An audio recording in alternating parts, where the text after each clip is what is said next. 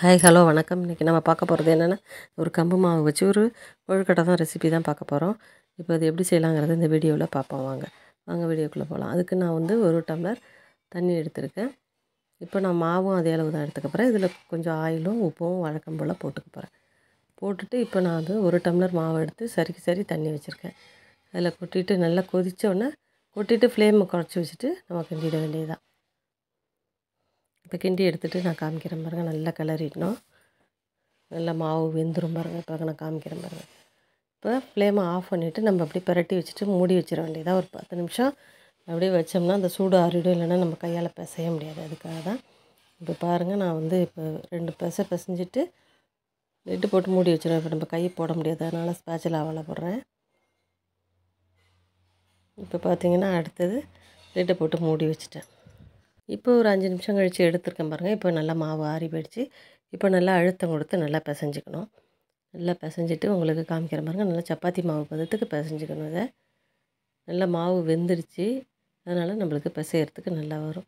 அதாவது நல்லா இழுத்து பிசைஞ்சோம்னாக்கா கொழுக்கட்டை செய்யும்போது நம்மளுக்கு விரிசல் இல்லாமல் சூப்பராக வரும்.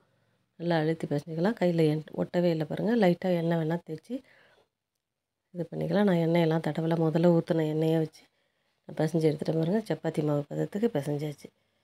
இப்போ நான் இதை வச்சு நான் ஏற்கனவே செஞ்சு வச்சுருக்க பூரணம் இருக்குது. அதனால் அதை வச்சு இது பண்ண போகிறேன். கொழுக்கட்டை செய்ய போகிறேன்.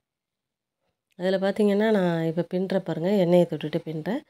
வேர்க்கடலை, எள், நாட்டு சர்க்கரை போட்டு கொஞ்சமாக உப்பு போட்டு ஏலக்காய் போட்டு பிடிச்சி வச்சுருக்கேன்.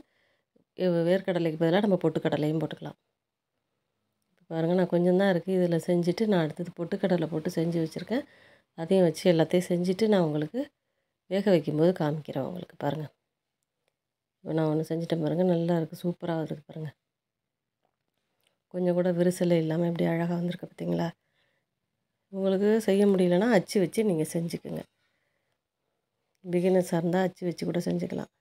இல்லைனா பிளாஸ்டிக் ஷீட்டில் போட்டு ஒரு ரவுண்டாக இது பண்ணிவிட்டு அப்புறமா தட்டி கூட நீங்கள் கொழுக்கட்டை செஞ்சு எடுத்துக்கலாம். இப்போ நான் கையாலே பின்னிட்டு காமிக்கிறேன் உங்களுக்கு. எந்த ஷேப்பில் வேணாலும் நம்ம பண்ணிக்கலாம்.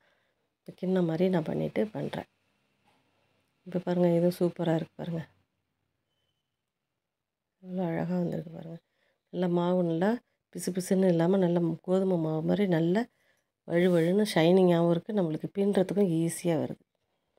இப்போ எல்லாத்தையும் நான் பின்னிட்டு இப்போ நான் வந்து இட்லி பானையில் நான் இட்லி கடாயில் வச்சு நான் வேக வைக்க போகிறேன்.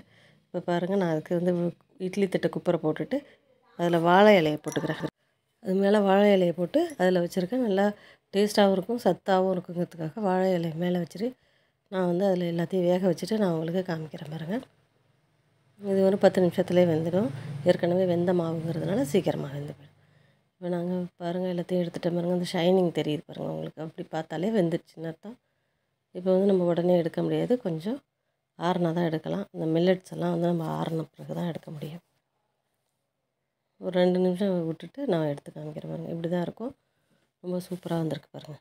இதுமாரியே நீங்களும் செஞ்சு பாருங்கள். இந்த விநாயகர் சதுர்த்தியை கொண்டாடுங்க. குழந்தைங்களுக்கு ஈவினிங் ஸ்நாக்ஸாக செஞ்சு கொடுங்க. சத்துள்ள இதை எல்லோரும் செஞ்சு சாப்பிடுங்க. Okay, bye. தேங்க்யூ.